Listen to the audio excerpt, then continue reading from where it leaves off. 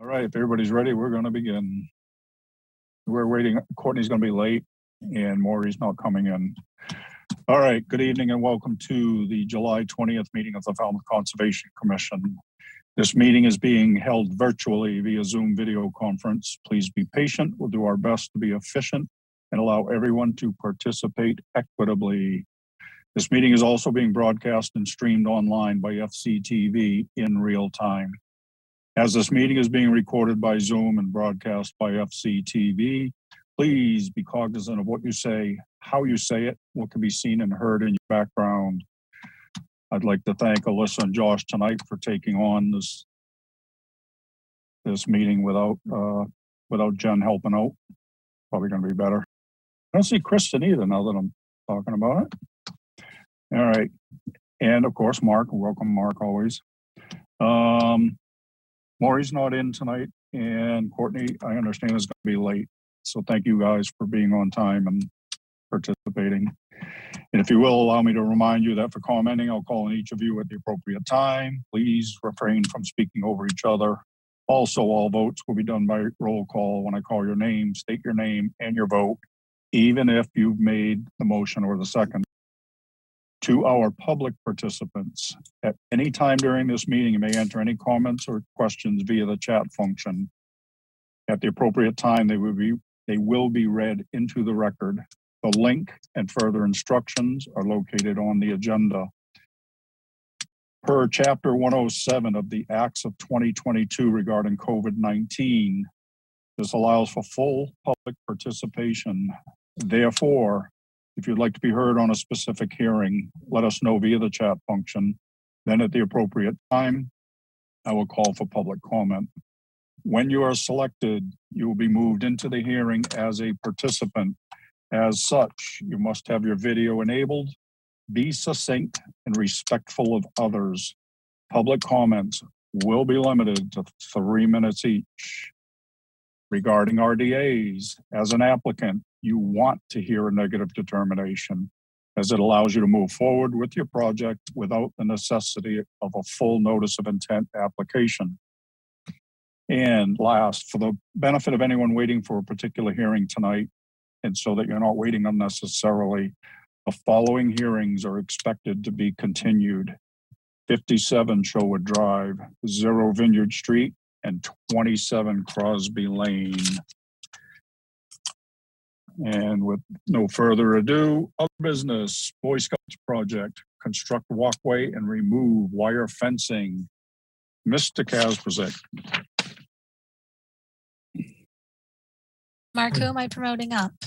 You're promoting up Clark Olson. Okay.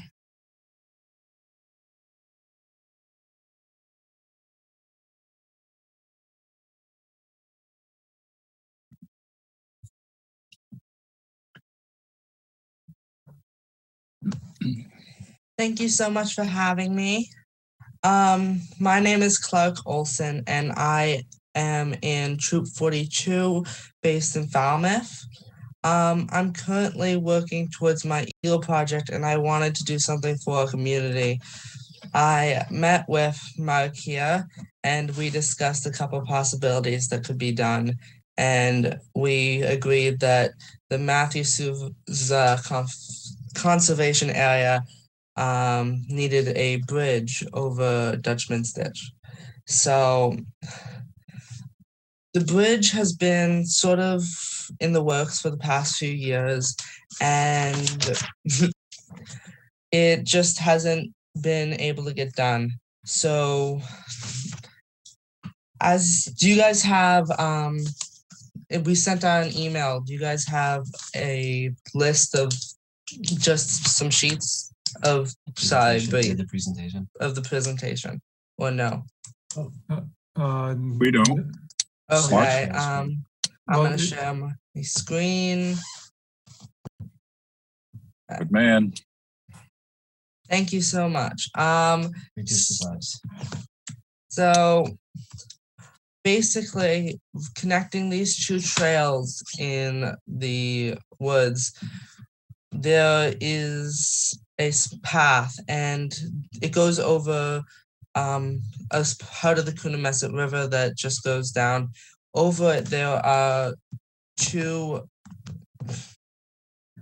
just a few planks that really just risks the people walking over it, and it's just not safe for people. And there are wires and pipes just all over the place. So part of my plan is to build the bridge, just make it about the designs of the bridge can be on the next page. Clean up some of the wire and possibly cut back on parts of the road to make enough space for cars to fit through. It's just hard for everyone to get in and out, and it's not safe. It's not safe. So, as for the construction of the bridge, it would be, about 10 feet, 10 to 12 feet, and wide enough for people and to get over it safely. It shouldn't take long. It should take 1, maybe 2 days of actual construction, hopefully in mid-August. And it is modeled off of a group in Pennsylvania who works on a lot of trails. It's designed to hold over 1,000 pounds and last a long period of time. They maintain over 200 miles of trails, and of course the construction would be done mostly by the fellow members of my troop, and it will be supervised by adults in the troop. And sadly, we are not allowed to use power tools. All the stuff regarding the power tools will have to be done by the adults in our troop. But we plan to get all the area cleared off, make it safe for walking, and just make it more enjoyable for everyone that uses it.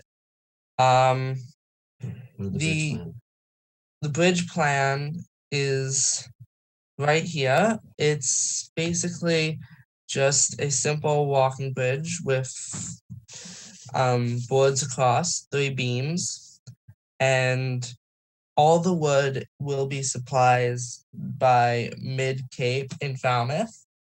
They will do it donated, and they're going to help us clear some pipe off from the road, off from the path.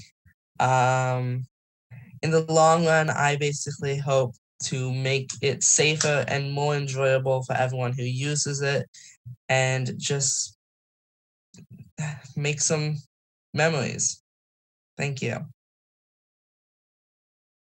Details. If you have any questions, we have details here on the page. Anything you want to know, feel free to ask. Thank you, Clark. You can stop sharing, please.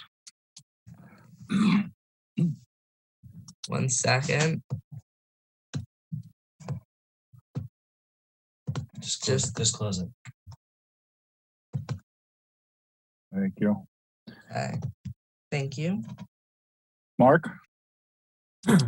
Yeah, this is a fantastic project. We've been wanting to have a real across there. You see what's there now. The first board sort of broke, and then another board was put there, but not safe at all. And then when you cross to the other side, like Clark said, there's this old coiled fencing wire that, I mean, it's really deep into the ground. So they have some bolt cutters, I believe, to cut the wire to get it out of there. And it's not just in that spot, it's, you know, further along the trail.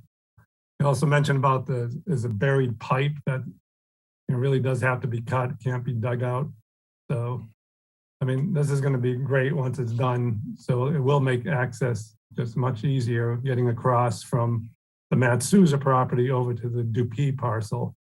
And like Clark said at the beginning with that map, it's all part of, you know, connecting the Greenway Gateway Heritage Trail all the way up through the Coonamessett.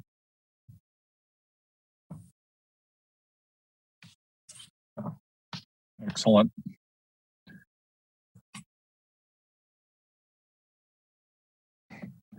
All right. Anything you want to add, Clark? We'll supervise the construction. Well, other than all the construction will be supervised, I don't have anything else. Thank you. All right. How about a motion for endorsement? I'll make a motion to endorse this project. Gladfelter. Patton, second. All right. We have a motion and a second to endorse this Eagle project. Betsy, Gladfelter, aye. Matthews, aye. Kevin, O'Brien, aye. Melissa, Oh, you're muted, Melissa. Freitag, aye. Sorry. Steve. Patton, aye. It is unanimous. We give you our full endorsement, Clark. Good luck to you, sir. May I make a comment, Amy? Absolutely. Clark, when Mark and Chris from DPW and I were putting signs up for the Coonamessett Trail, there wasn't even a plank across that little river there. So this is something that Mark and I have, and a number of other people have talked about for a long time. So it's a delight to see it being done. Thanks very much. I'm glad I can help. Thank you guys so much for allowing me to do this. I greatly appreciate it. All right. Watch that poison ivy. Will do. All right. Next up, request for continuance under an enforcement order. Louis Maglio Jr. and Betty Maglio, 57 Shorewood Drive, East Falmouth, Mass. Unpermitted construction of a shed, platform, and staircase within conservation jurisdiction. Melissa. Sorry, Jamie, I was just moving everyone over to attendees. Did you just read the enforcement? Yes. Okay, yes. Continuance request. Thank you. Yes, the applicant is requesting a continuance until August 24th. Okay. So move, Gladfelter. Patton, second. All right. We have a motion and a second to continue this enforcement hearing until August 24th. Betsy. Gladfelter, aye. Matthews, aye. Kevin. O'Brien, aye. Melissa. Freitag, aye. Steve. Patton, aye. It is unanimous. We have continued this until 8/24. Next up, request for a continuance to amend the existing order of conditions. Karen and David Howe, 0 Vineyard Street, Falmouth, Mass. Request to amend the order of conditions for Mass DEP number 25-4580 to adopt the special conditions associated with the Department of Environmental Protection superseding order of conditions. Melissa? Yes, the applicant is requesting a continuance until August 24th. So moved, Gladfelter. Patton, second. All right. We have a motion and a second to continue this request for an amendment to August 24th. Betsy. Gladfelter, aye. Matthews, aye. Kevin. O'Brien, aye. Melissa. Freitag, aye. Steve. Patton, aye. It is unanimous. We have continued this till 8/24. Next up, our request for determination of applicability. First up, Beverly Littman, 50 East Harbor Drive, East Falmouth, Mass. For permission to vista prune according to FWR 10.1810B. And Alyssa, is Josh doing these? Josh will take care of these. All Thank you. right, Mr. Faraday. The staff's recommendation is a -3 under the state, a -2 under the bylaw, as the resource area boundaries are not confirmed by the RDA. So moved, Gladfelter. Freitag, second. All right. Steve, you're a little slow tonight. I don't know. I was trying to give our new member a chance to give. Oh, see, I thought we had a pattern going here. All right. The comments. All right, we have a motion and a second to accept staff's recommendation. Betsy, Gladfelder, aye. Matthews, aye. Kevin, O'Brien, aye. Melissa, Fred Tug, aye. Steve. And I. It is unanimous. We have accepted staff's recommendation. We'll have Next to up, see if we get Kevin to work tonight. yeah, Good luck. good luck. All right. Stephen R. Levy, trustee, Windy Pasture Trust, 211 Nobska Road, Falmouth, Mass. For permission to conduct invasive species management and install restoration plantings. Mr. Faraday, Staff's recommendation is a -3 under the state and a -2 under the bylaw. And again, this RDA does not confirm the resource area boundaries. yeah, I'll make a So moved, motion to. I was going to give the full amount to accept staff's recommendation. Melissa, did you second it? Not yet. Fred Tug, second. thank you. Don't be shy. Steve, All you're right, next. we have a motion and a second to accept staff's recommendation. Betsy, Gladfelder, aye. Matthews, aye. Kevin, O'Brien, aye. Melissa, Fred Tug, aye. and Steve. And I. It is unanimous. We have accepted staff's recommendation. Next up, Joseph Hinderhofer, 97 Bridge Street, East Falmouth, Mass. For permission to remove an existing deck, patio, bulkhead, and rinse station to construct 2 additions, front entry and a new deck, patio, and bulkhead, and to install a new Title V sewage disposal system. Mr. Faraday, Staff's recommendation for a -2 under the state and under the bylaw. This RDA does not confirm resource area boundaries. oh, you guys are killing me. At the request, I'll make a motion to accept staff's recommendation of a negative determination. And second. Thank you. We have a motion and a second to accept staff's recommendation. Betsy, Gladfelder, aye. Matthews, aye. Kevin, O'Brien, aye. Melissa, Fred Tug, aye. Steve. And I. It is unanimous. We have accepted staff's recommendation. And the chair acknowledges the appearance of Mr. Burden. Thank you. Sorry to be late. Is that all right? Next up, Paul Lloyd, 64 Shoreview Avenue, East Falmouth, Mass. For permission to construct 2 dormers. Mr. Faraday, Staff recommends a -2 under the state and the bylaw, and this RDA does not confirm resource area boundaries. Heard, so move. And second. all right, we have a motion and a second to accept staff's recommendation. Betsy, Gladfelder, aye. Courtney, Bird, aye. Matthews, aye. Kevin, O'Brien, aye. Melissa, Fred Tug, aye. and Steve. And I. It is unanimous. We have accepted staff's recommendation. Thank you to the staff. All right, next up are requests for hearing under notice of intent. All hearings of the Conservation Commission are held simultaneously under the authorities of the Massachusetts Wetlands Protection Act and the Falmouth Wetlands Bylaw. Although a single decision of the commission is issued, it represents a separate decision under each authority.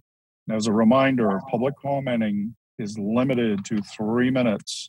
So I encourage you to stay within the purview of this board, which are the rules and regulations of the Wetlands Protection Act, and the Falmouth Wetlands Bylaw, and how they pertain to a particular application.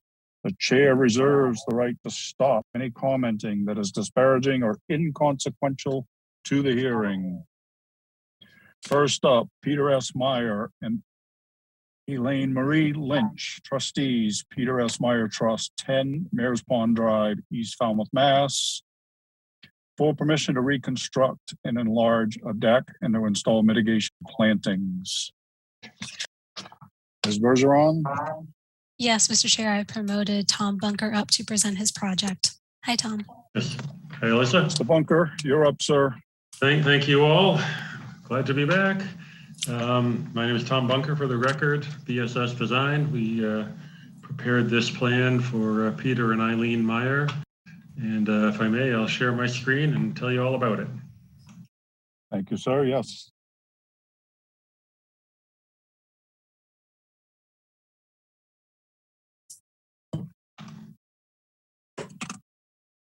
Okay, the property here is 10 Mares Pond Drive. So we have the road on the west side of the property, and the lot fronts on the east side on Mares Pond. As you can see, a dozen or so years ago, we permitted these steps down the slope to the pond. This deck was here at the time, and the Myers want to change it. Part of the reason stems from, if you see where north is, that where the deck is now, which is fully behind the house, they don't get much sun right there. So the intent of this is to, the driving force behind this was to get some sun in the afternoon, where that afternoon sun would be peeking around the north side of the house. So that's why they want that new piece of deck right there. So I shaded the existing deck, but the color looks the same as the gray of the hatching of the new deck. But anyway, this line right here is the deck. It's 12 by 24, 12 feet out, 24 feet long, with stairs going up the south side. And so basically I want to take that 12 by 20 shape and slide it 8 feet north. It'll come up to this location. And then this is another 8 by 8, 64 square feet.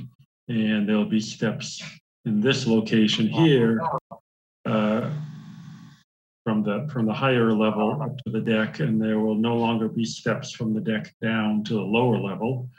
But there will be, in the background, there are these, if you've been out there, you saw these crib work steps. I think I have a picture right here. See if we get the right picture. No.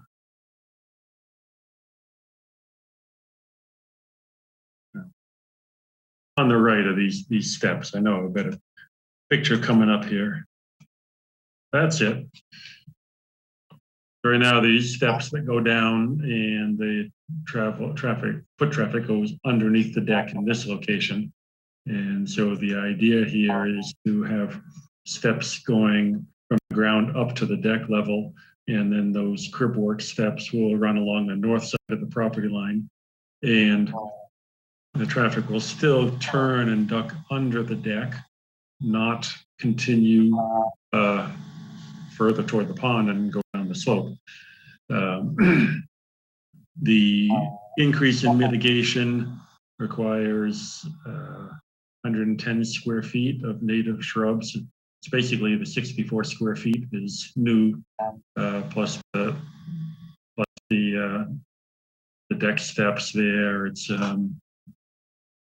55 square feet more coverage, and for 110 square feet of mitigation. In this corner right here, there's a rhododendron up the slope that would take a little bit of trimming, and at the bottom here, there's some clethra, summer sweet in this area, basically where the steps will land and where people return to go under. And north of that, there's an area where it's actually, just, if you've been there, you saw I think a tree had fallen, a branch had fallen, and it's an area though that is not well vegetated. So we added some more restoration or replacement shrubs in this location to make up for some plethora that's being taken out from here. I do have a couple of pictures. See if I can find them. This is the rhododendron that would be trimmed back a little bit here. Yeah, that's from the top of the hill looking down where the steps are. So these are the two, this is the width of the steps going down the hill from the deck over, and the rhododendron that would be trimmed back. And from the bottom, there's, well, in here, there's a plethora in this location here. The staff report points out correctly that this is getting closer to the Zone A. It's not in the Zone A, but they point out that there's not a 10-foot work limit around it.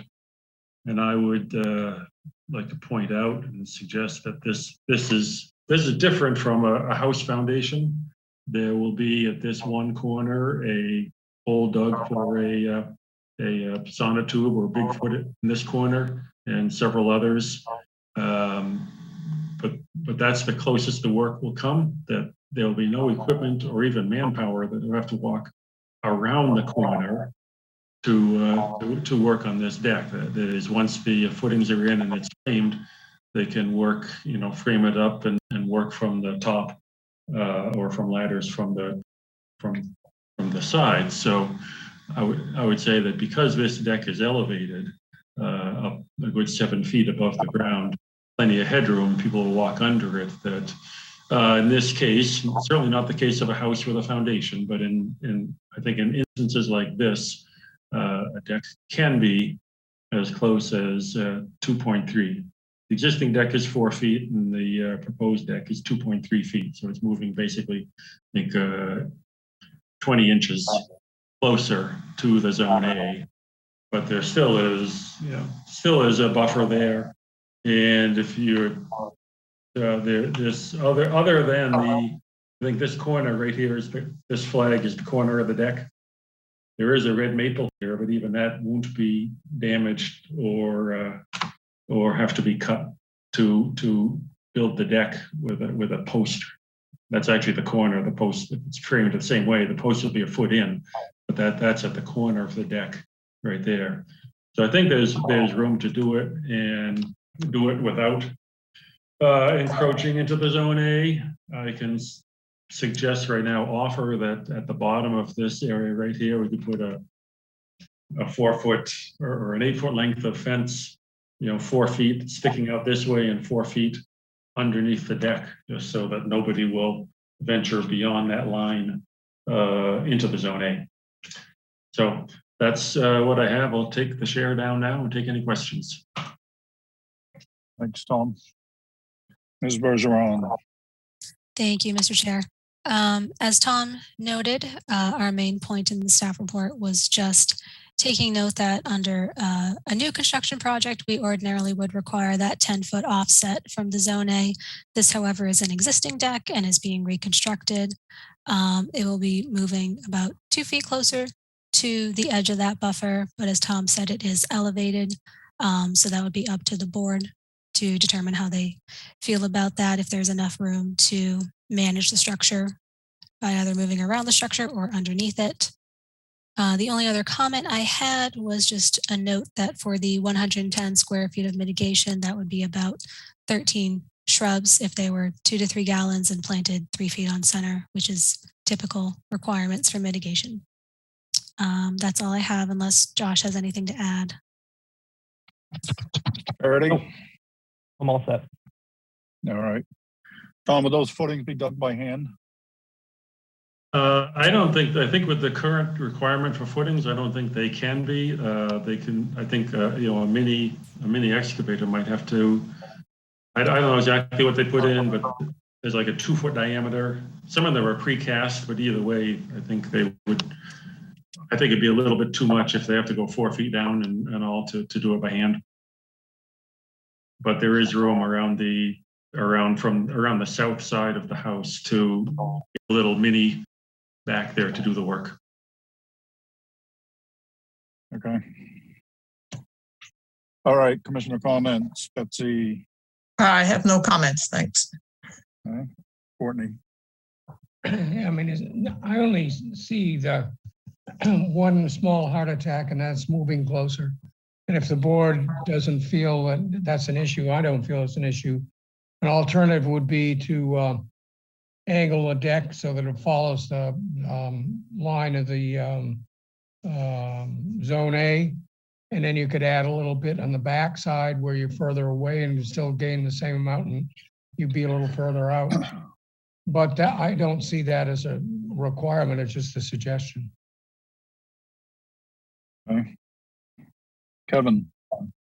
The only thing I would say is that it would be nice to take Tom's offer of the fencing to keep people from wandering. I think it was like 4 feet in either direction in the corner. Yep.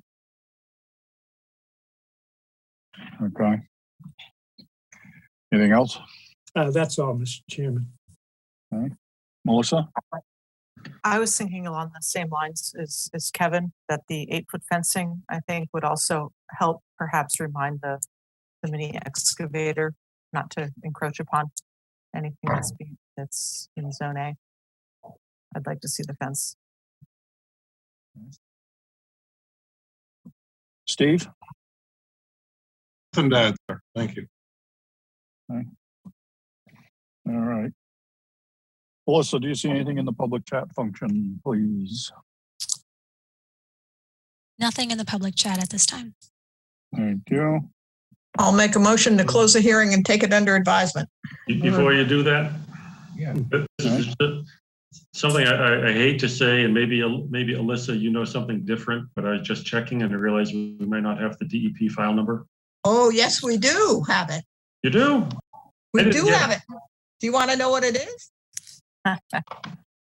Sure. It's 25-4769. 4769? Correct. Yeah, okay. Well, good. I don't think I got that. Do you think I'd make a motion if we didn't have a DEP number? Well, I thought somebody might have been derelict in the duty since Jen isn't here. Wow. Oh. Wow. Mm. Okay. I'll All for second it. denial, say aye. I've learned now. You wouldn't do that. Third, second. Motion and a second to close this hearing. If there's nothing further. All right. Betsy. Gladfelder, aye. Courtney. Third, aye. Matthews, aye. Kevin. O'Brien, aye. Melissa. Freitag, aye. Steve. Patton, aye. It is unanimous. We have closed this hearing. Thank you, Mr. Bunker. Thank you very much. Good night. Good night, Tom. Good night. Good night, Tom. I'll move you back The over pizza now. time? He's gone. He's gone. He's gone. He beat me to it. All right. All right. Next up, continued hearings under notice of intent. Michael and Doralee Bingham, trustees, the Bingham Revocable Trust, 27 Crosby Lane, Falmouth, Mass. For permission to modify the structure of an existing dock. Ms. Bergeron? The applicant is requesting a continuance until August 24th. So move. Second. Reason? I just spoke with Matt Costa today. They are finishing up the MIPA process. They have an on-site during the middle of August, so they're hoping they can get that situation wrapped up by late August and come before you. Thank you. And this hasn't been opened yet, correct? It has not. What do they want to do that requires MIPA? The existing dock is located in an ACEC. Okay. I'm not sure if the dock has proper permitting. They're working on that. Okay, great. Mark. Thanks, Elisa. All right, I'm sorry, who made the second? I did. Freitag did. Thank Courtney you. moved it. Oh, no, I made the initial motion. I'm sorry. Got it. All right, so we have a motion and a second to continue this till 8:24. Betsy. Gladfelder, aye. Courtney. Third, aye. Matthews, aye. Kevin. O'Brien, aye. Melissa. Freitag, aye. Steve.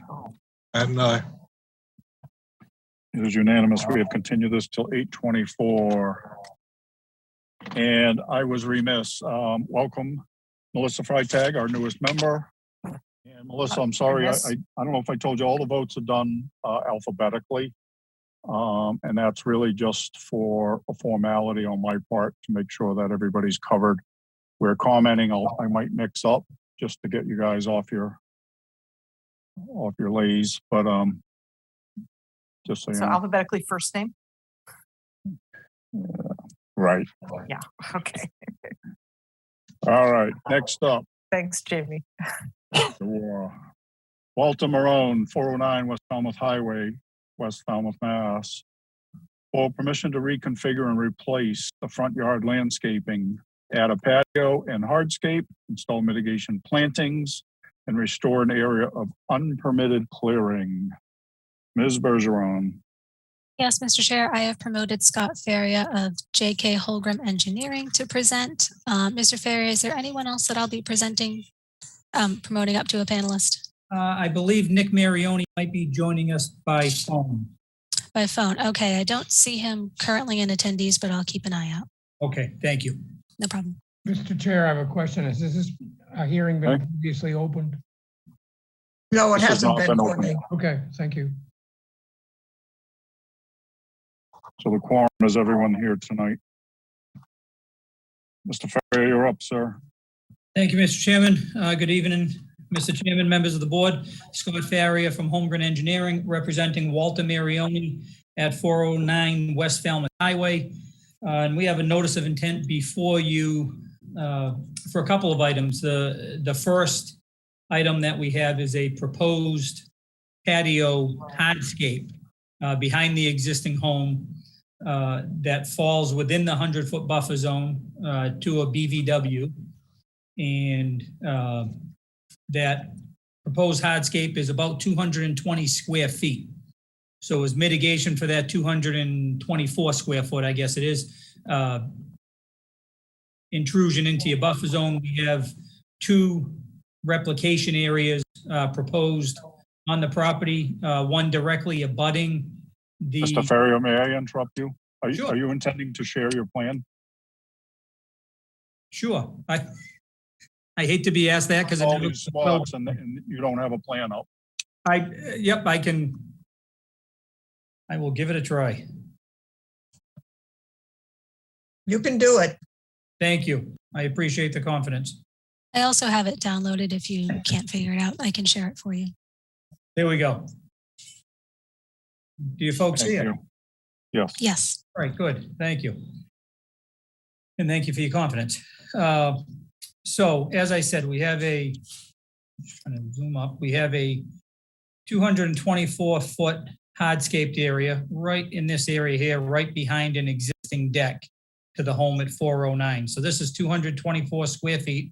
We have two mitigation replication areas to offset that total 681 square feet. So just a little bit over the 3-to-1 that you folks like. This area right here. And then in the front yard, the only other place we really couldn't come up with 660 square feet of mitigation. So we had no choice but to put it in the front yard. So we have this larger area just to the side of the walkway, between the walkway and a row of existing hedges that is the homeowner's proposing just to trim them back a little bit, just they're a little bit wild. And then that lawn area will be replanted with the high bush blueberries to make up for that 660 square feet that we're chasing here, folks. The other area of work is an area in this lower corner of the property that again falls within your 100-foot buffer zone to a different BVW. In that area, there was some clearing of brush recently, going back a couple months ago. So we have proposed plantings in that area as well as mitigation for that clearing that took place. So we do have comments from your staff that kind of address both of those issues. We're, I think, fine with all of the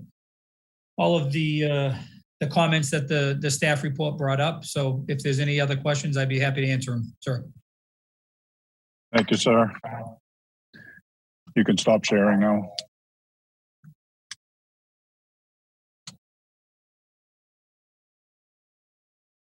There we go. Thank you.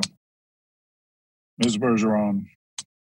Thank you, Mr. Chair. As Mr. Ferrier explained, this project initially started as a violation on site as part of the buffer to that southern potential vernal pool was cleared without permits. After speaking with Mr. Marioni, once I learned there was more work that he was proposing to take place in the front yard, we decided to clear up the situation by filing a notice of intent. We can start by going through a couple comments in the staff report. One thing that Jennifer and I noticed on the revised plan is that there is a row of arborvitaes currently proposed in that cleared area. Ordinarily, the board would not permit arborvitaes as a restoration planting. So we'd look to see that biomass replaced with either additional trees or shrubs. Typically, mitigation is not proposed within 10 feet of the structure. It is adjacent to the patio. So the board will have to determine if that's an appropriate location for it. We had concerns with one of the species proposed, the periwinkle. I'm still learning my plants, but Jennifer has informed me that typically periwinkle is not grown in these areas. So again, the board can weigh in on that if they would like to see a different type of ground cover proposed. I was curious if you could elaborate on the spacing proposed for the shrubs and the trees, just so we can evaluate if the proper amount is being proposed for the restoration area. Oh boy, I'm just trying to see if we have that. I saw there were sizes, I just didn't see spacing. Yeah, to be honest with you, I don't believe we specified the spacing, so we can certainly adjust that. I mean, okay, you know, sure.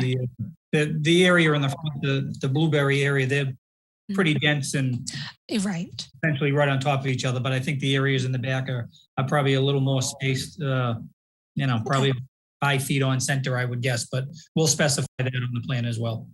Okay, thank you. I also didn't know if you had a square footage of that restoration area. I'm guessing it's about maybe about 4,000 square feet. But again, I'll give you an exact number on that. Sure, thank you. Just had a couple notes. It does look like the back decking was replaced at some point. I was just curious if that was a total reconstruction or perhaps just the decking. It was just the floor. The floor, okay, thank you. Sure. And I think there used to be a more substantial walkway that was reduced and then it was changed over to pavers. Right, in that, my client bought the property last winter, pretty much right at the beginning of 2021. And I think some of at least one of the photos that was in the report, it looks like it shows kind of a ramp almost. Yes. We weren't sure if, you know, if the previous owners, if it was a handicapped ramp. We kind of feel like there was some restoration work that went on inside the house before my client bought it. So we're kind of thinking they might have just threw up a quick wooden ramp just to get things in and out of the house. But that was at some point between before and after pictures, it was removed by the previous owners. Okay, good to know. Yeah, I just wanted to bring that up because even though it was minor work, even though it took place in our jurisdiction, we normally would have had a permit on file for that. Just a small one, probably an administrative review, just to switch out the pavers there. My last note was just after reviewing the was it a 2019? Yeah, septic plan for the property. I was reviewing that plan compared to yours and also some aerial photos and noticed that a couple trees had been removed within the buffer to that northern potential vernal pool area. And the reason I highlight that is considering the unpermitted removal of vegetation to that southern potential vernal pool area and the amount of trees removed for the septic upgrade, trees without permits to be removed, and there's a couple more proposed to be removed as well. There's really no trees left on this property within the potential vernal pool buffers. So as staff, we would recommend that something get replanted, Sure. and perhaps the board can weigh in on that. We do have 5 morning glories proposed, October glories, I'm sorry, proposed in that southern restoration area. But as you said, nothing on that northern line. So I think we can put a couple there that won't impact the house necessarily, but still kind of take place for those 2 that were removed. Apparently there was some damage to the trees during one of the winter storms this past year. But we can certainly come up with a couple of plantings to take the place of those plants. Sure. Yeah. And it was very common. We had a lot of trees damaged during those storms. And we would have had no problem having them removed if they were compromised or a threat to the house. Ordinarily, if there really weren't any left, we would probably have required one to be replanted or something. Yeah. So those are all my comments for now, unless Josh wants to add anything. Parity. I think he's trying to unmute himself. Sorry about that. Yeah, I'm all set. Okay. All right, Commissioner comments. I'll start, if you don't mind. I think that the area restoration definitely needs to be sized. I think that we need that before this could move forward, in my opinion. I think there's seems to be really a lack of detail on the planting, the sizes, the spacing and such. There's no legend on the plan that I see. The row of arborvitaes, you have two that I see. One on the, I don't know what you want to call it, the southwest corner, and then the north, call it the northeastern corner. Yes. Those are proposed in both instances. Yes, sir. They were in just primarily to provide a visual buffer between us and the neighbors, but we're certainly not opposed to speaking to the commission, getting your input on another type of screening that you'd like instead of the arborvitaes. Okay, then I would suggest to you that you get a phone call going with staff. Sure. And get some information on that, and then on a revised plan, give us the footage on the restoration area, the plantings, and all that. And at the risk of being really negative, I think the staking on this project was kind of lacking. So I don't recall the last time I've seen you guys here, so I'm just hopefully giving you that as positive feedback, believe it or not. I just found it to be. I did go out after, well, I don't remember the dates, maybe just before the 4th, I believe I was out there, Mr. Chairman, and did some staking, so I'm not sure if you were there before that. Yesterday. Okay, all right. Yeah, Mr. Ferry, if we could have the proposed mitigation areas staked, the proposed patio, maybe proposed locations for the trees proposed.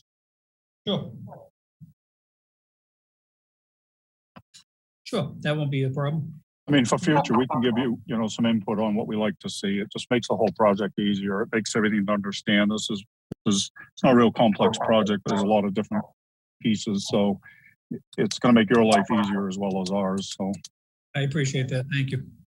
All right, Kevin. I couldn't follow up on that, Mr. Chairman. Thank you. Okay. Melissa. Thank you, Mr. Chairman. I'd just like to reiterate the displeasure of the arborvitaes. It's they're definitely not native to Cape Cod. I'd like to see something else. Steve? I'd like to review the new set of plans before I comment any further. I assume we're going for a continuance, or at least that's my opinion. Thank you, Mr. Chairman. Yeah. Betsy? I agree with all the suggestions on vegetation, and Scott, I'll just make a recommendation that you talk to Alyssa or Josh. Yes. And get some advice before you submit the revised plan. And both of them will set you on the right road so that when you come in for the continuance, you'll be done. Thank you. I will certainly do that. Courtney, First of all, I'll second the sentiments already expressed by Betsy and others. Come in prepared. I'll get a little more specific. Those arborvitae should go. I think you need to plant native cedars. Given the exposure there in West Falmouth when the wintertime, that wind howls across there. So I would want to see specified field-grown cedars. Okay. And I also have concerns about the spacing on the plants. Typically, we require 3 foot on center. So we're also flexible. So if you can make a good case for spreading it out, we'll listen. But typically, if we're gonna listen, it's because you're proposing a more mature plant. Other than that, I think you've heard the word, so you need to come back with a complete deal. I will do that, sir. all right. Ms. Bergeron, is there anything in the chat function, please? I will look there now, and I just wanted to state that Mr. Marioni is in the panelists here. I didn't know if he had anything to add as well. Mr. Marioni, are you there, sir? Yes, I'm here. I don't have anything to add. I think you've made some good points and we'll address them. Okay. Thank you. And there are no comments in the chat, but there is a hand raised. So Mr. Gellerman, I will promote you to a panelist.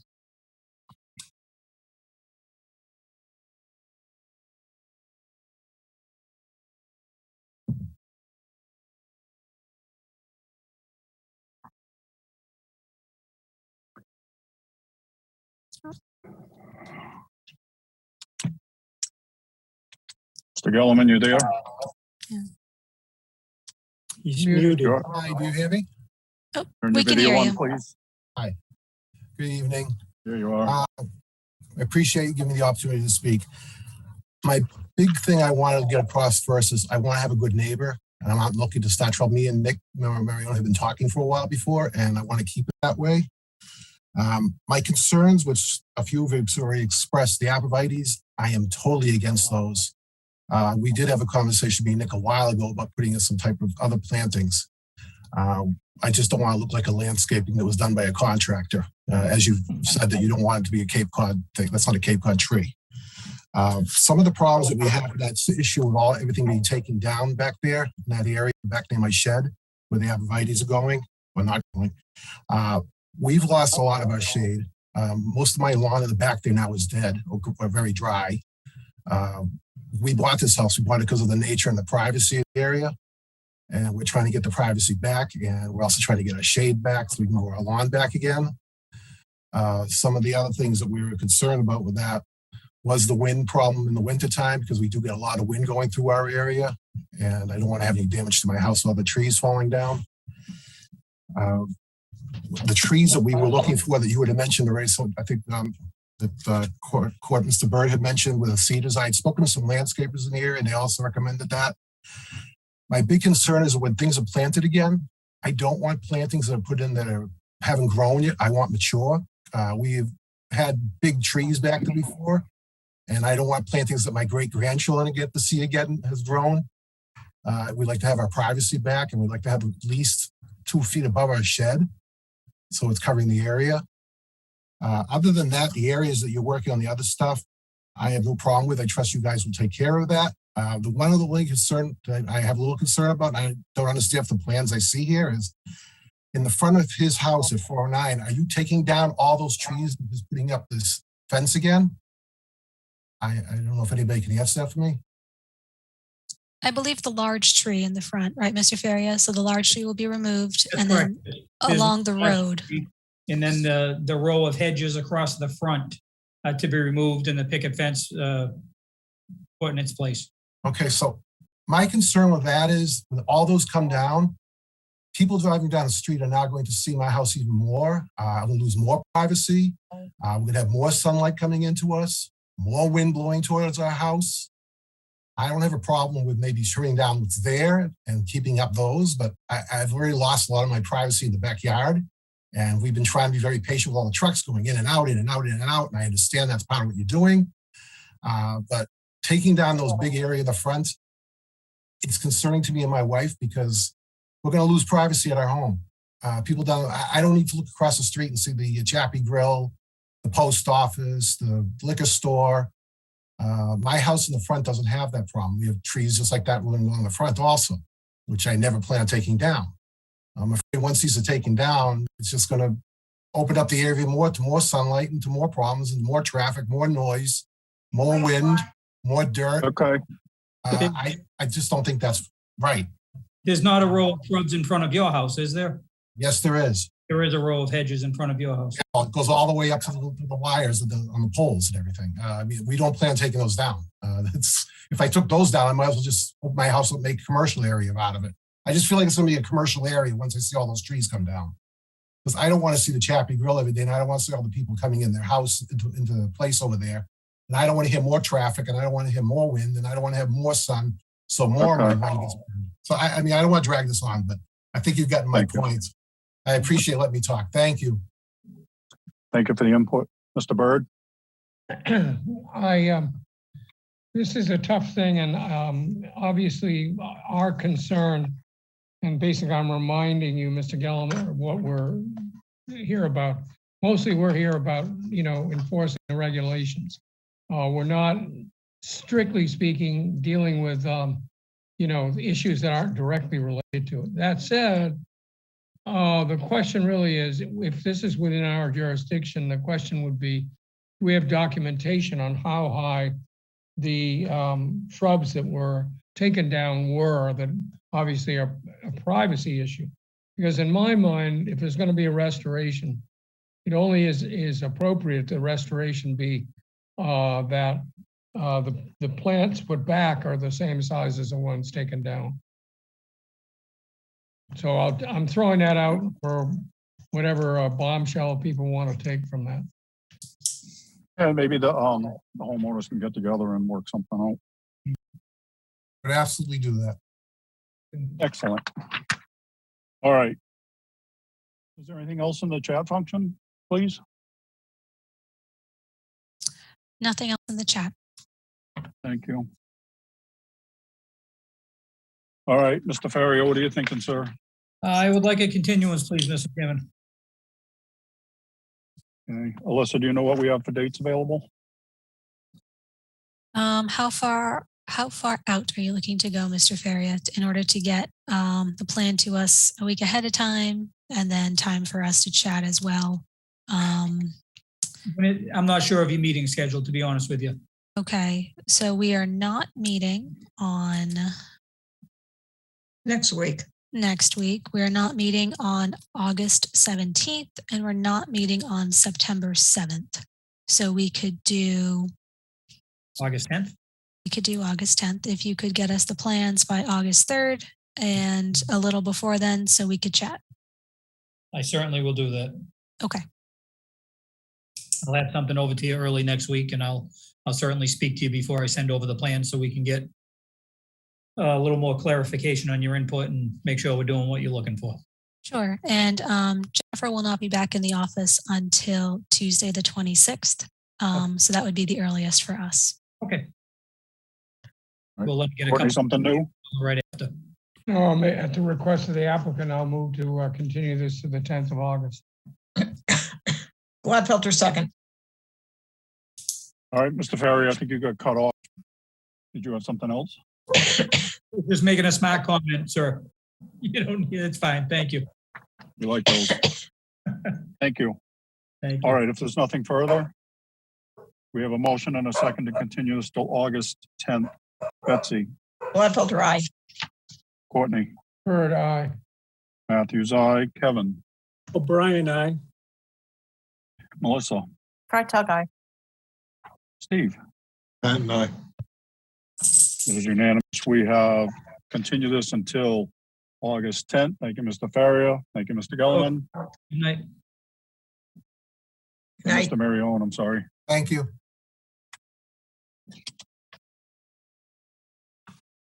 Thank you. All right.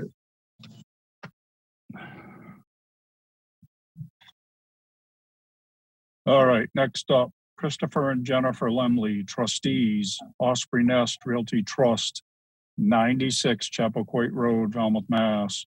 For permission to raise, RAZE, a single-family dwelling and construct a new single-family dwelling with attached garage, decks, and porches, to construct an in-ground pool with patio and spa, to install a denitrification sewage disposal system, to reconfigure the driveway, to install mitigation and restoration plantings, and all associated grading, clearing, and landscaping. Ms. Bergeron? Thank you, Mr. Chair. I've promoted Matt Costa with Homes in McGrath. I've also promoted Darshni. She is the landscape architect for the project. Okay. Mr. Chairman, has it been previously open? No, Courtney. This has not. Okay, thank you. Mr. Costa, you're up, sir. Thank you, Mr. Chairman. For the record, Matt Costa, on behalf of Homes McGrath, myself and Darshni Joseph, the landscape architect on the project, are representing the applicant. I'm going to go ahead and share my screen if that's okay with you. Yes, sir. So we're here tonight under a notice of intent application to redevelop the site at 96 Chappaquay Road. This is on your way to Chappaquay Island. Here's Chappaquay Beach over in this location. You can see from the Google Earth imagery I have pulled up at this site, we have a single family residence with a driveway yard area. This property also has access on this private road along the west side. Your resource areas for this project include land under the ocean, land containing shellfish, land under a water body. This is a salt pond over on this side. Land subject, salt marsh, land subject to coastal storm flowage, a portion of which is a velocity zone. Pull up the site plan we have here, prepared by the Homes McGrath team. And we're showing if you look closely, what we typically will do is show in a lighter gray your existing conditions, and then the more bold and colored areas are what's proposed. We got a lot going on the site. We got a new driveway coming in off of Chappaquay Road. We got a new denitrifying septic system. This is a major environmental improvement from what presently exists. There is no increase in flow associated with this new septic system. We have a new residence as shown in the brown, accessory structure being a shed over in this area, pool in the back, a secondary driveway with some reinforced turf. You all are folks who study your plans, so I'm not going to go into any great detail on the project. We do have included on this site is an existing licensed pier. Also submitted as part of our engineered site plan, which on this site plan does carry mitigation calculations shown over on this table over here.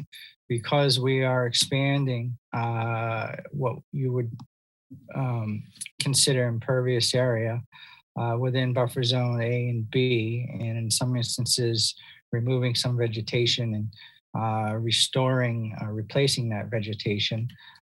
We have a set of requirements that we need to meet for this project. Specifically, we have a mitigation requirement of 2,614 square feet. That's to compensate for our increased area. We have an area of vegetation to be relocated. This is what is also referred to as your restoration area on the landscape plan, and that has to do with removing some existing natural vegetation and relocating it on site. And we also do have some requirements for trees.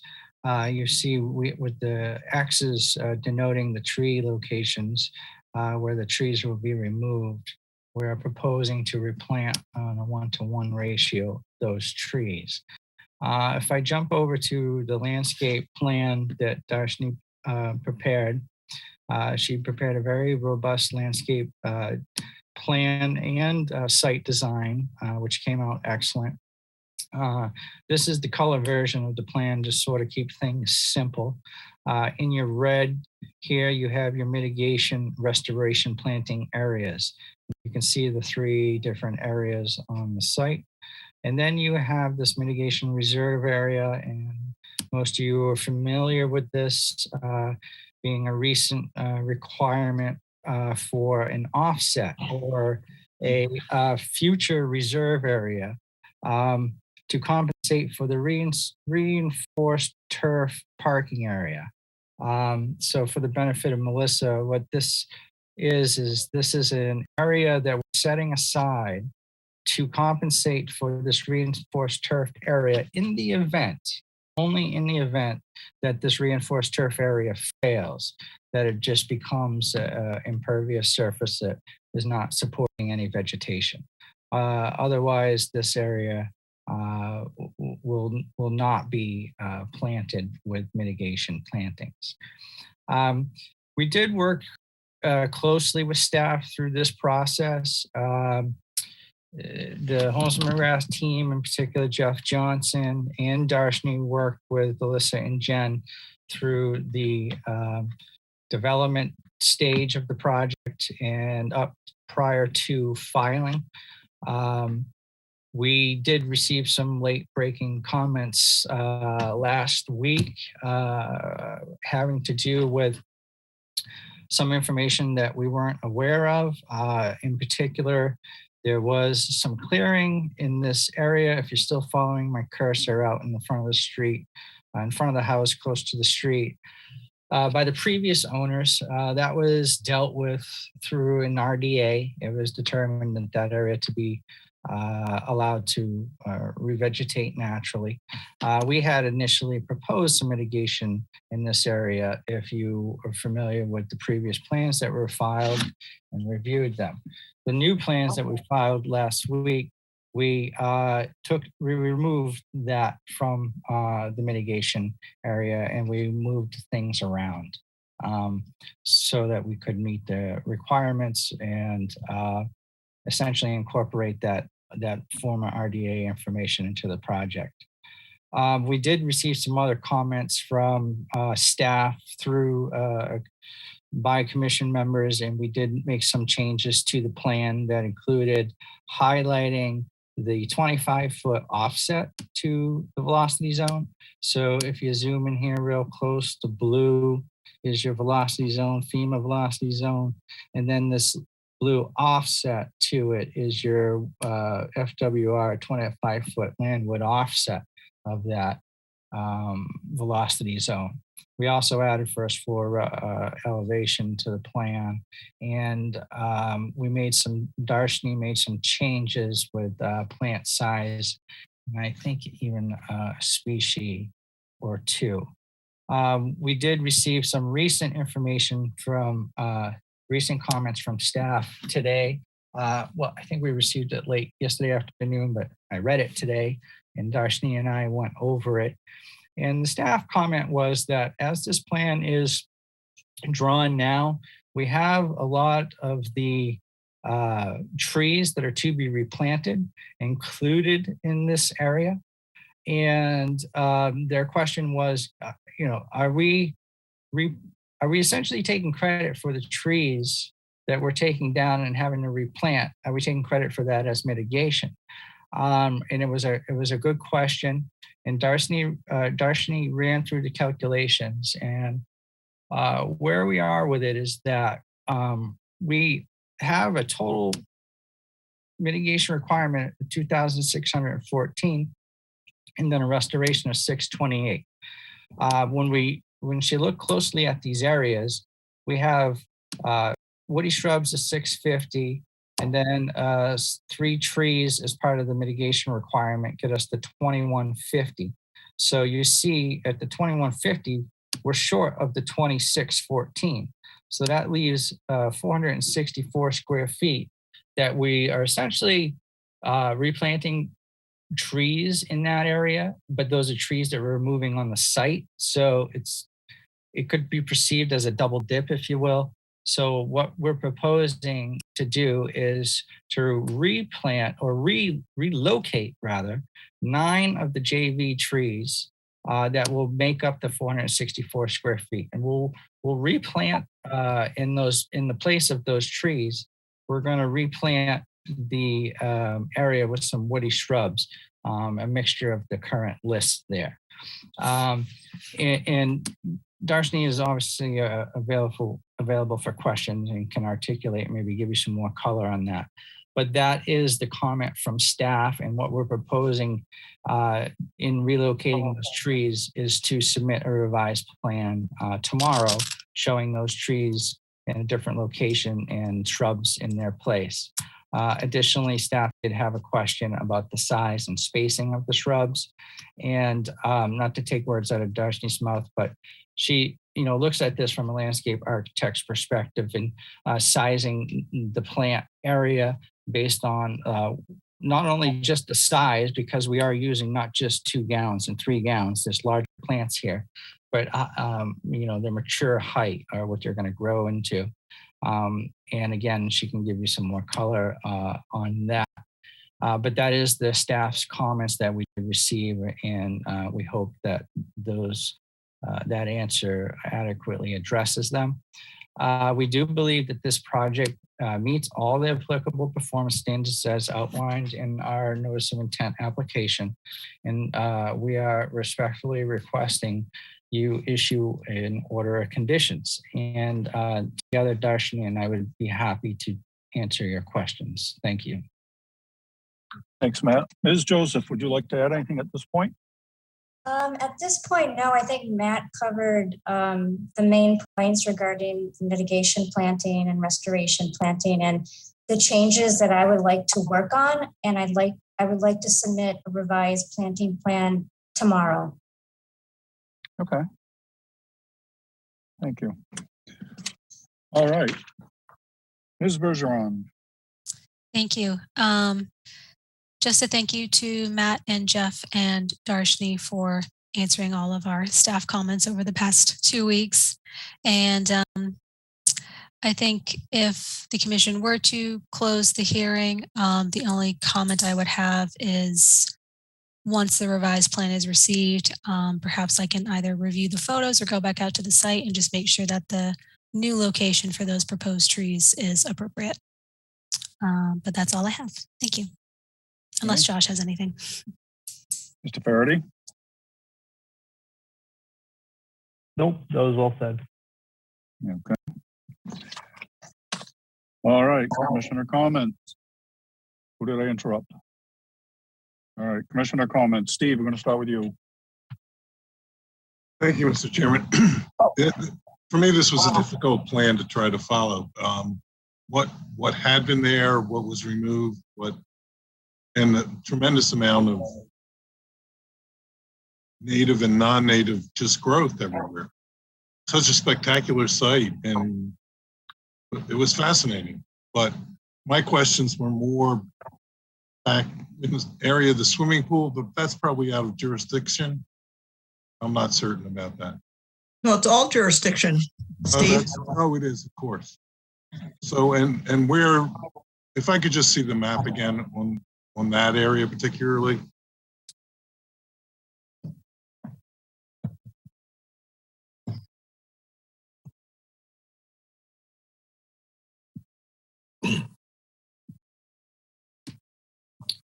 Can you see that, Steve? Yes, thank you. So is this the closest point to a resource?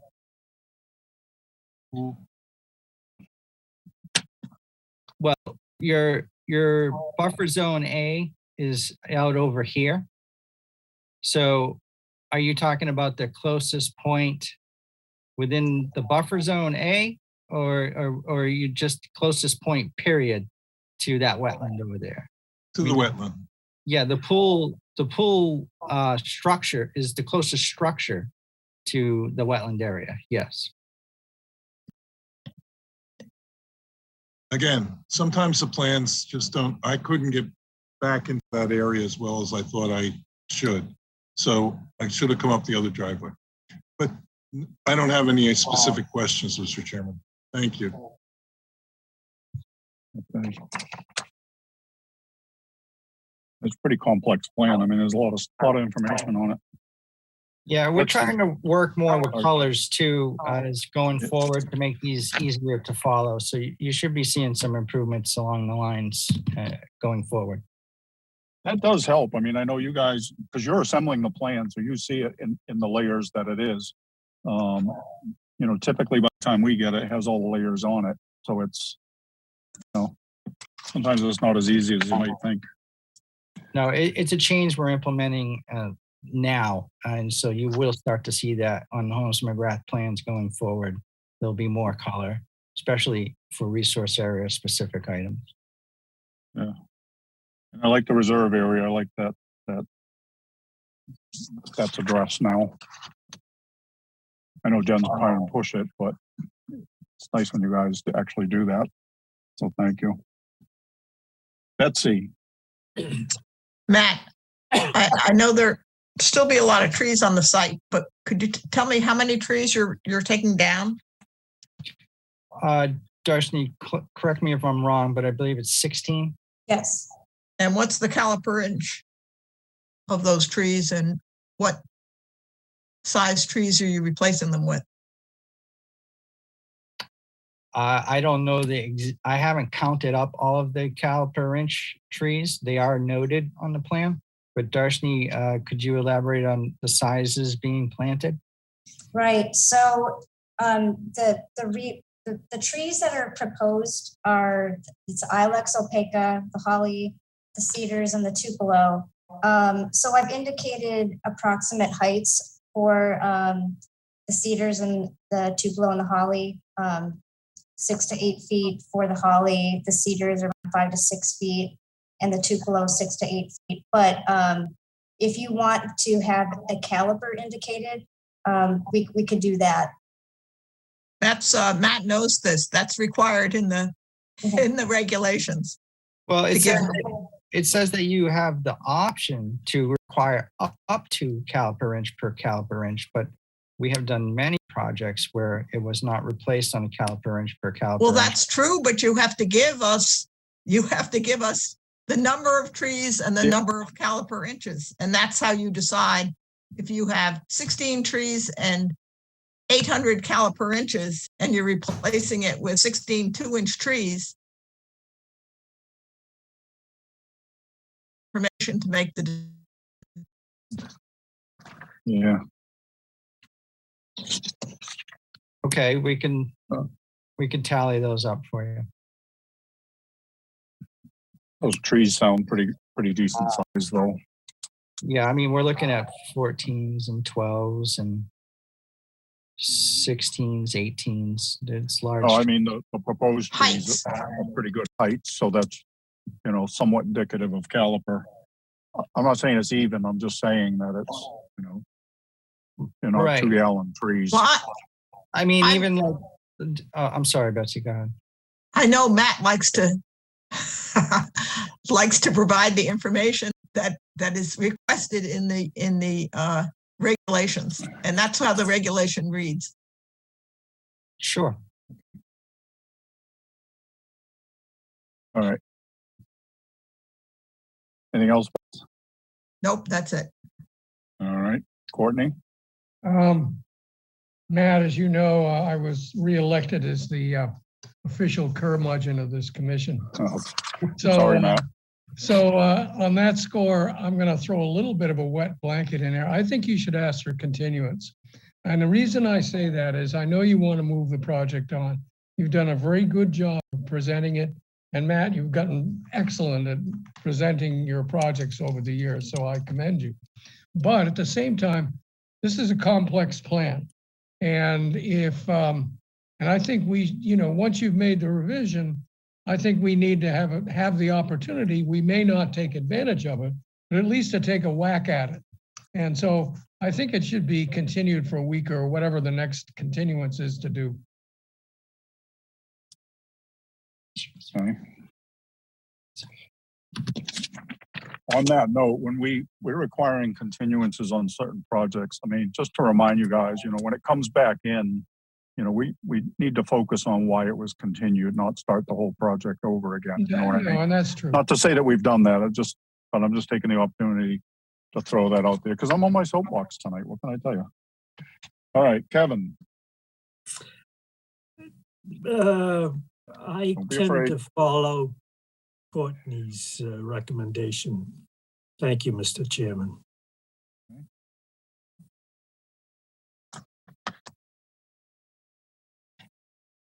Melissa, you there? Yep. You're up. I'm here. Thank you, Jamie, for being on your soapbox tonight. It's edifying, to say the least.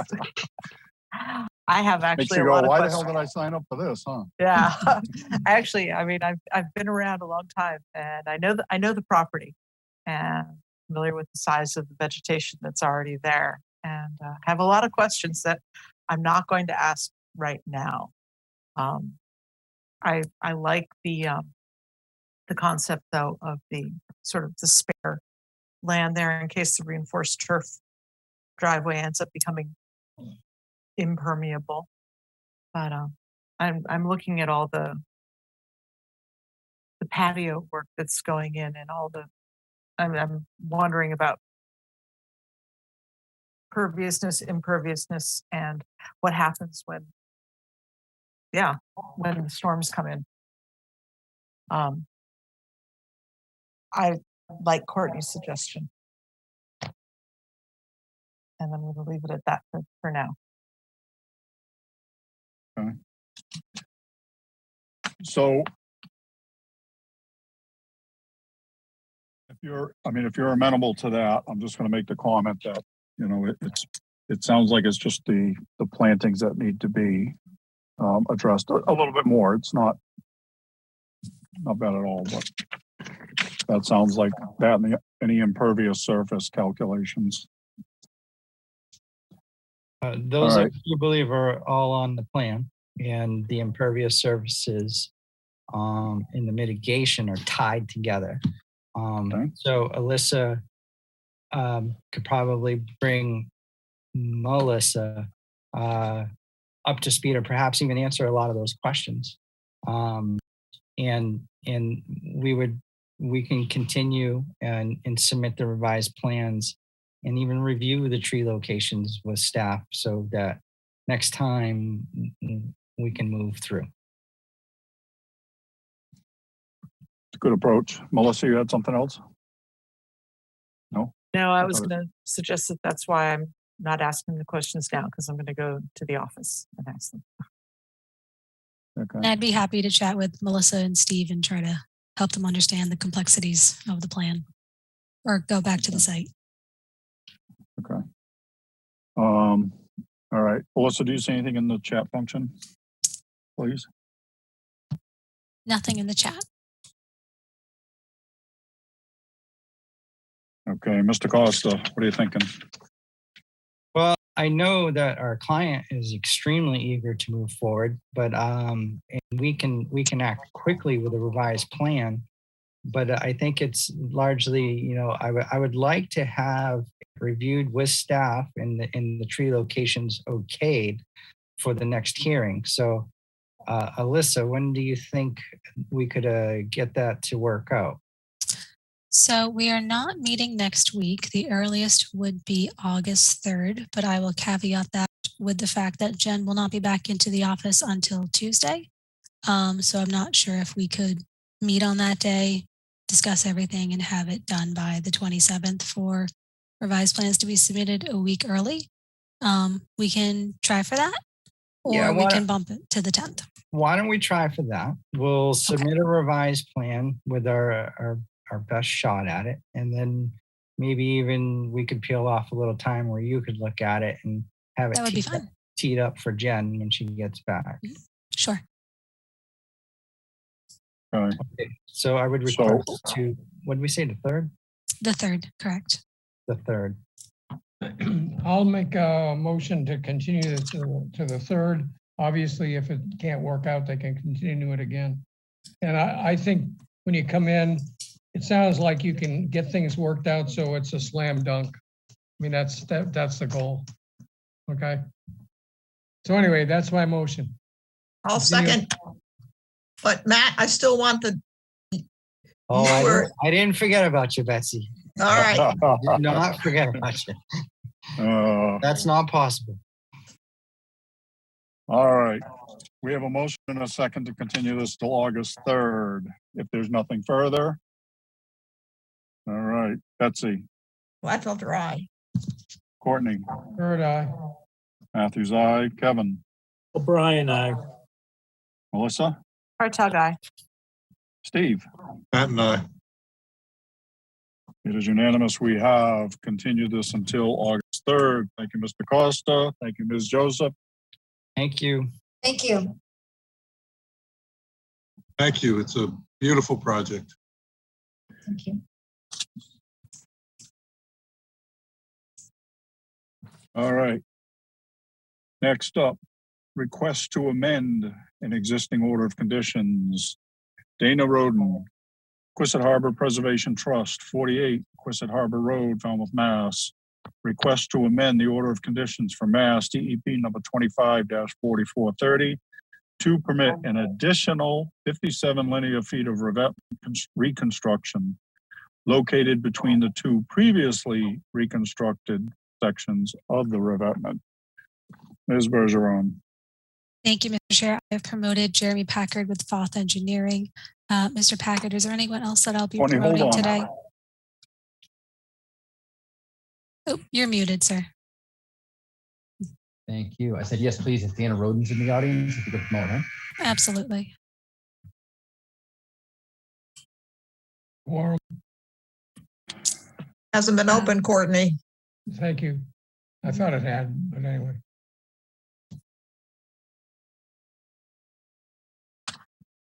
All right. Jeremy, are you starting? I will start. All right. Share my screen.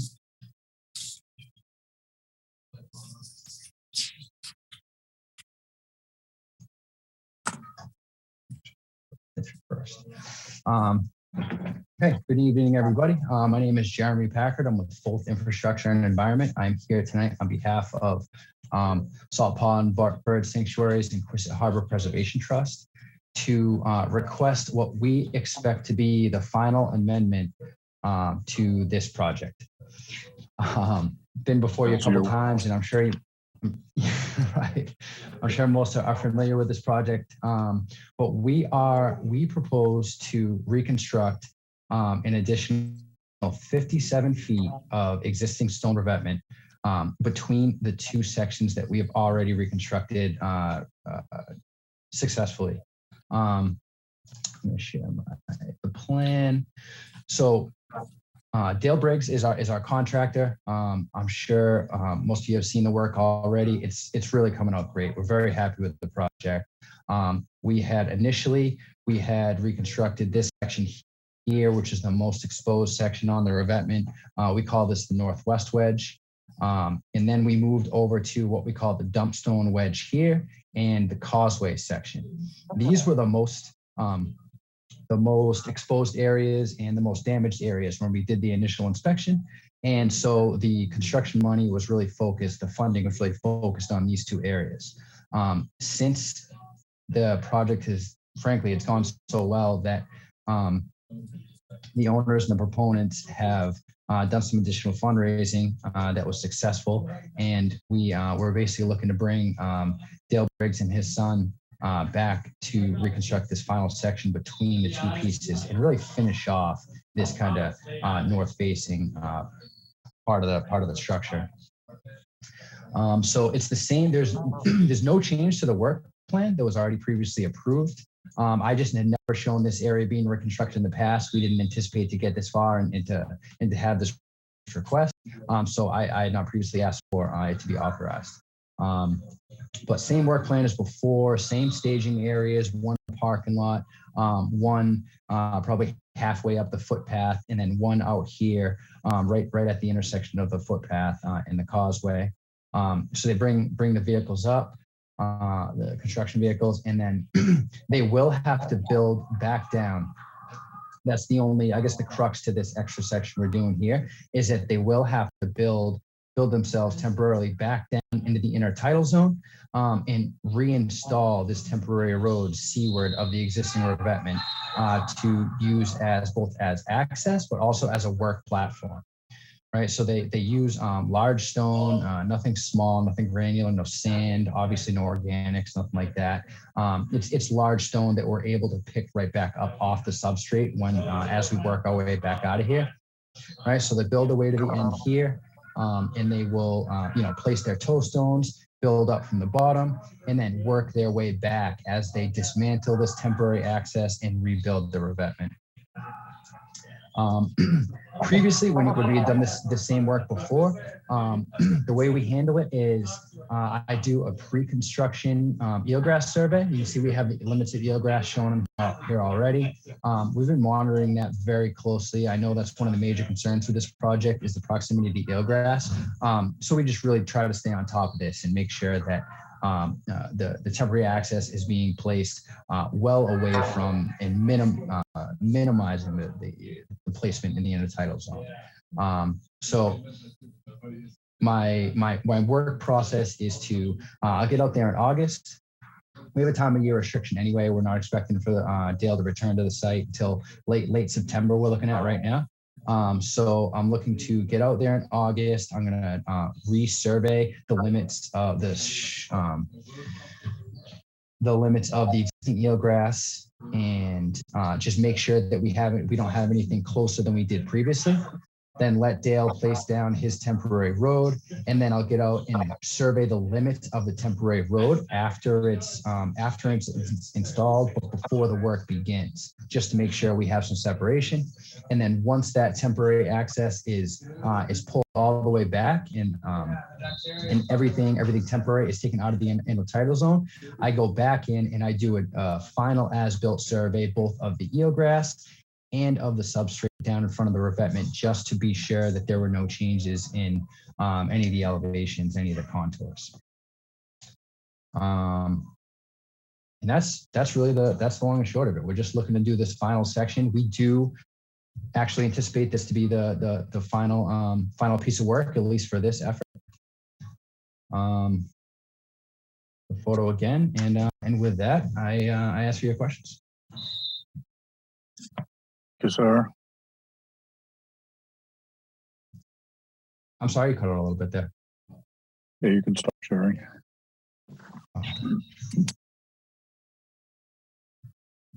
You do nice work, don't they? Mr. Roden, do you have anything you'd like to add at this point?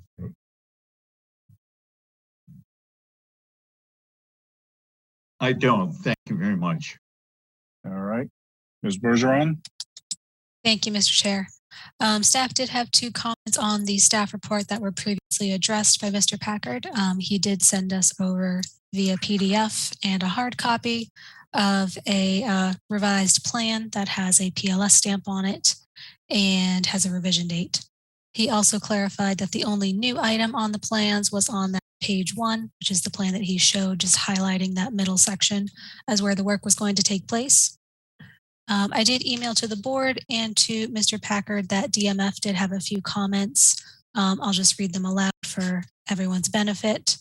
They did request that the landward edge of the eelgrass be marked in the fields and that a post-construction eelgrass survey take place, which Mr. Packard has already said that they would be doing.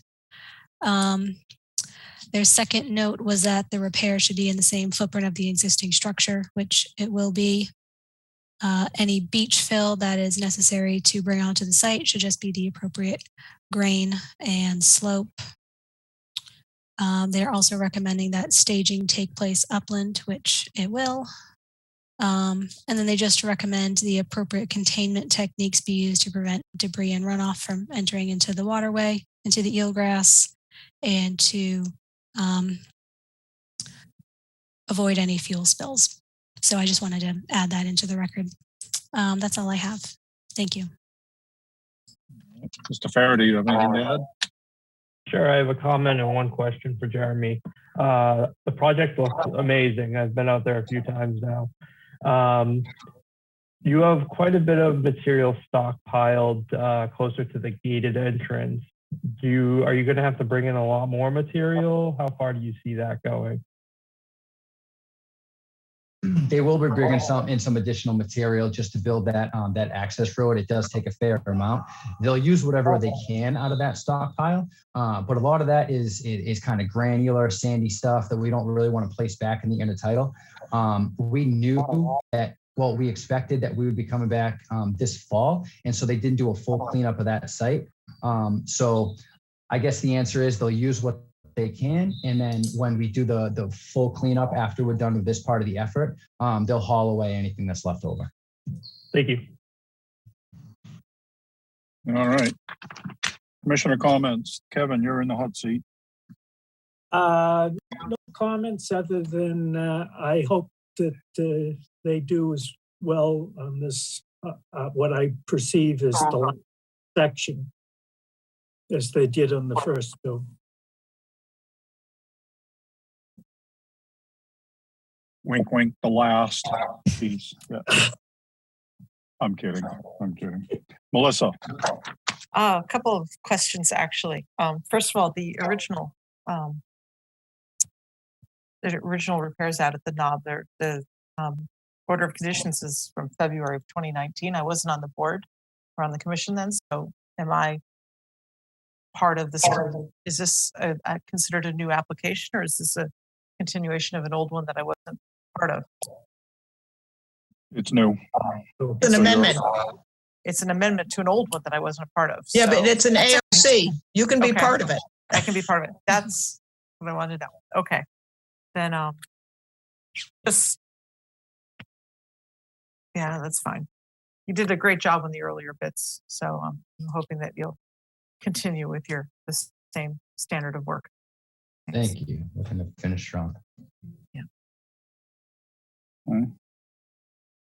Steve? Well, the first is, let's get her done. But that is, I'm sure, all of our goals. And I would like to thank the trust for this gift to our community and your preservation of it. It's important. Thank you. Betsy. Jeremy, so you anticipate doing the replanting of the area in spring of 23, is that correct? Correct. Okay, and the reason I'm bringing that up is at least 3 or 4 times a week, somebody asks me what's going to happen at the knob, and I tell them that it's a restoration project and that they might not like what it looks like now, but it's going to look great when it's finished. Patience. Now I have to field the patience. same questions. Right. So, yeah. So now I have a date I can give them. Thanks. Oh, sure. People love it. And that's why they say, why is it changed? I said, it's going to be better. All right, Courtney. I'll echo Steve's and Betsy's comments. All right. Just to say it, all the original conditions are still in force. So we expect that this would just be a continuation thereof. Yeah, everyone knows the process now. It's running like clockwork. So yeah. We expect to. All right, Alyssa, is there anything in the public chat function? Nothing in the chat regarding this hearing. Okay. Then I'll make a motion to close the hearing and take it under advisement. For a second. All right. We have a motion and a second to close the hearing. If there's nothing further. All right. Betsy? Lentil dry. Courtney? Bird eye. Matthews, aye. Kevin, O'Brien, aye. Melissa, Right talk, guy. Steve. That and I. It is unanimous. We have closed this hearing. Thank you, Mr. Packard. Thank you, Mr. Roden. Thank you all. Have a good night. Good night. Thank you. All right. The next two have been previously continued. Therefore, brings us to vote, order of conditions. And Courtney, before you raise your hand and wave, we will address the quorums as they come up. Of which you're not on the first one. All right, first up is Byron Massef and Susan Keller, 72 Pheasant Lane, East Falmouth, Mass. And Courtney and Melissa are not on this quorum. Betsy, correct me if I'm wrong. You're correct, Jamie. You know I am. This time. Oh, all right. Let me get my scorecard out. Are Melissa All and right. I on any of these? Yes, you are, Courtney. Melissa is not, but she's No, very I'm not. patient. She's not asking to go home. Just going to I'm disappear. happy, like, I'm go impressed at how early it is, actually, I must home. I say. am home. All right, 72 Pheasant Lane. Melissa, you want to give an overall?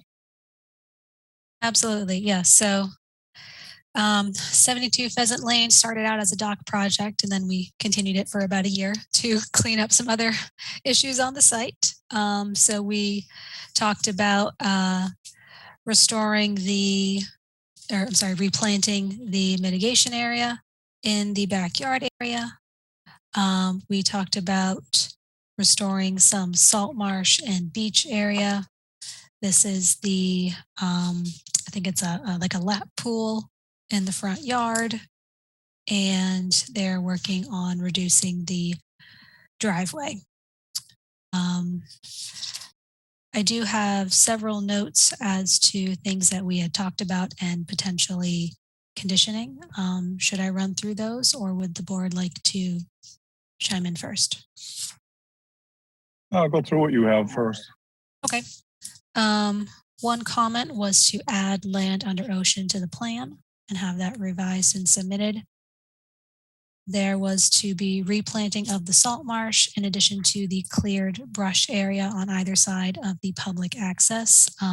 It was suggested by Hannah last week, the option that they presented to either have it revegetate naturally or augment the area with plantings. And I believe the board was in favor of augmenting the area with plantings. That's correct. Okay. We did have a note regarding the current fence around the pool. At the moment, it is not quite up to state building code. So we were going to make reference to that and make sure that the pool fence connects to either the property line or connects in itself. So no one can sneak on in. Hannah had explained her methods as to conducting the shellfish survey. They did result in that they did not trip the threshold of significance, but I wanted to leave that as a note to the board. If you guys were satisfied with her methods and how that survey was conducted. No, I'm not satisfied with it, but we didn't ask her to redo it. So Right. It's but to answer your question, no, I'm not satisfied. Okay. And in the future, if any come up like this, we shouldn't even review them. Got it. Until they do a proper survey. Okay. They will be, as I said, replanting the existing mitigation area on the back slope in accordance to the original planting plan. And we will also encourage that they remove the landscape fabric in that area as it's not helping the growth of the plantings. And we will require them to plant the typical size and spacing. We will require a cross section of the dock just for additional review. Make sure that that's up to stuff. likely require monitoring reports on the revised planting area.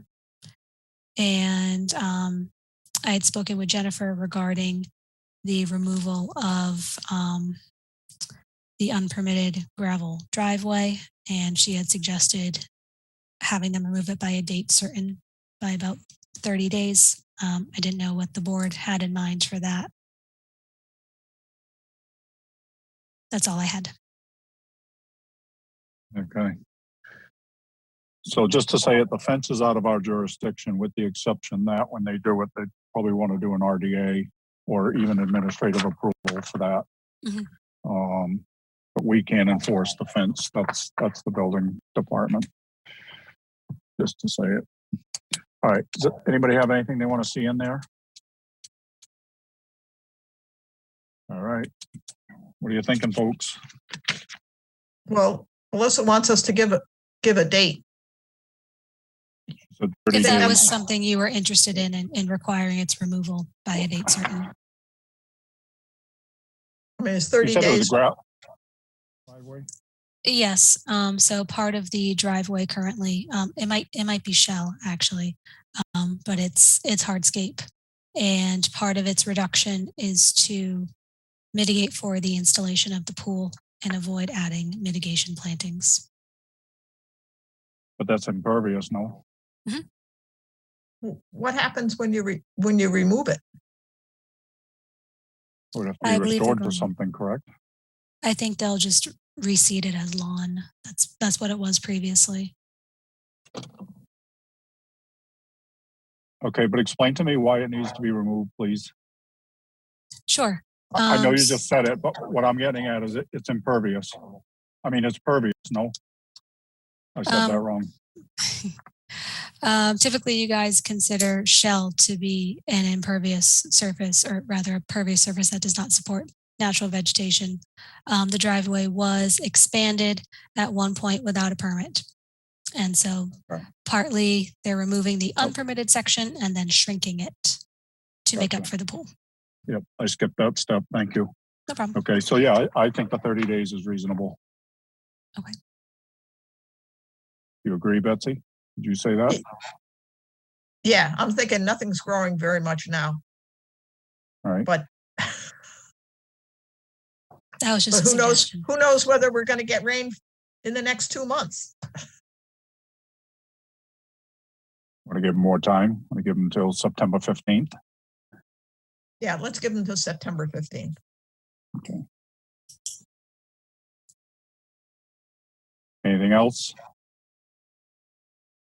All right. What are you thinking? Make a motion to issue an order of conditions as discussed. And second. Thank you. We have a motion and a second to issue an order of conditions. Betsy. Gladfelter, aye.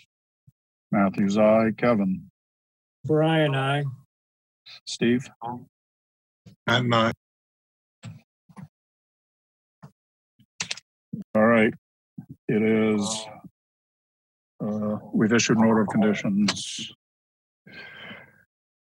Next up, Paul Gallagher, Lot 7, Ryder Road, Falmouth, Mass. Yes, so this is the construction of a single-family home on a currently undeveloped and wooded lot.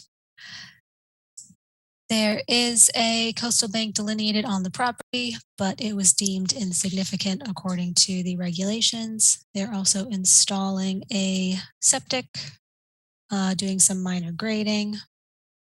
The only notes I had was that we would require a plan to be submitted with a PLS stamp.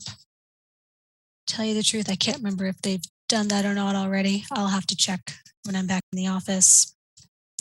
And just to make sure they have adequate erosion control. And we can have a condition for the PLS stamp, correct? Sure. Mm-hmm. Yeah. Okay. Anything else, anybody? And for the record, Melissa, you're not on the quorum, sorry. Everybody else is. Okay, I'll make a motion to issue an order of conditions as discussed. And second. All right, we have a motion and a second to issue an order of conditions. If there's nothing else. Betsy, Gladfelter, aye. Courtney, A bird eye. Matthews, aye, Kevin, O'Brien, aye. and Steve. Pat and I. It is unanimous. We have issued an order of conditions. Next up, 267 Clinton Ave LLC, 267 Clinton Ave, Falmouth, Mass. This is the Tides Motel and their septic upgrade. As Jen had explained previously, we have sat through a number of meetings with Matt Costa, his team, and the many wonderful folk at the DPW department. They have reviewed all of these plans, including the town engineer, and they were satisfied with what Matt and his team have come up with. And they have addressed our concerns as staff with the dewatering on site. I would say one thing to include in the special conditions is just to include all of the documents, make reference to all of the documents submitted to the engineering department and state that we would require the dewatering on site to be in accordance with those. Good point. It is a D-night system, so, and they don't have a whole lot of choice. Let's face it. I mean, all right. Anybody have anything they want to see in there? I'm not even going to ask for a tree. Have a palm tree. Battery powered with lights. All right. I'll make a motion to issue an order of conditions as discussed. And second. All right. We have a motion and a second to issue an order of conditions. If there's nothing further. All right. Betsy, Gladfelter, aye. Courtney, Bird eye. Matthews, aye, Kevin, O'Brien, aye. Steve. Pat and I. It is unanimous. We have issued an order of conditions. Last up, R&G Realty Trust, 1209 East Falmouth Highway, East Falmouth, Mass. This is Bosun's Marine. They are amending their previous order of conditions to revise the layout of a couple of the piers and bulkhead. They're eliminating the travel lift, relocating the gas pumps. I do have a note here that I believe I think it was Matt, saying that the moorings that were an issue have been removed, so there's no further navigational issues at this time. So I don't have any additional comments. And I have a question. we have all the answers. Okay, well, I'm hoping that Alyssa does, or Josh. Do they have to put new pilings in? Because they're putting new piers in, right? They're adding, they mentioned 2, but the plan said 4, 2 kind of adjacent to the bulkheads and 2 more in the configuration there. I believe it said there was a reduction of pilings overall. Yeah, because they're not putting the lift in. Right, so it might be a minor reconfiguration, but there's less pilings. Yeah, so what I was going to suggest is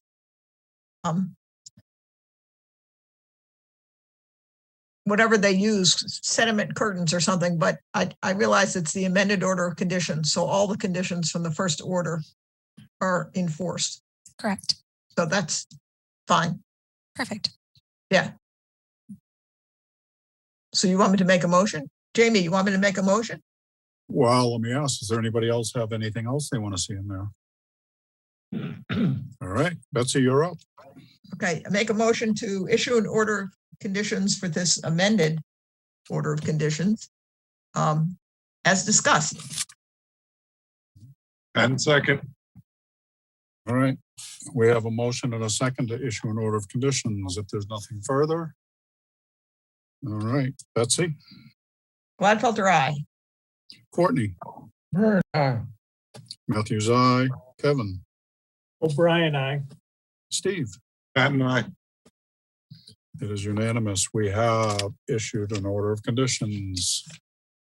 And folks, that is all we have. We gave I'll move Melissa it. a reasonably motion to short adjourn. meeting. Stop, will you please? Don't interrupt me. So we have no meeting next week. So enjoy it because the next meeting is going to be until 11:45 p.m. And no, I'm kidding. All right. I just had one thing to add, just to say it in front of everyone, that the remote meetings have been extended until March 31st, 2023, as long as you guys would like to stay on Zoom. If anyone has any concerns or would like it to become an agenda item to talk about, potentially going back in person, just let us know and we can put that on the agenda. Courtney, who's the kitty? That's midnight to Cat, and he's telling me to second the agenda to adjourn so he can get fed. Oh, All right. Courtney made the Betsy, I'm motion. going to reach out about going to a couple For of next sites. week? Yeah, great. Yeah, next week or so. Okay, for the next meeting. After second. we're being recorded. You know, What? Did we get the motion, Mr. Chairman? we got a motion. We're looking for a second. I'll do a second and I'll say Gladfelter. Aye. Bird, aye. Matthews, aye. O'Brien, aye. Tug eye. Pat and I. We are adjourned. She picked right up on that. You see Good that? for you. I was I know, going to that tell was her good. there's She something gets an special A. coming up. I like that. Thank you, my everyone.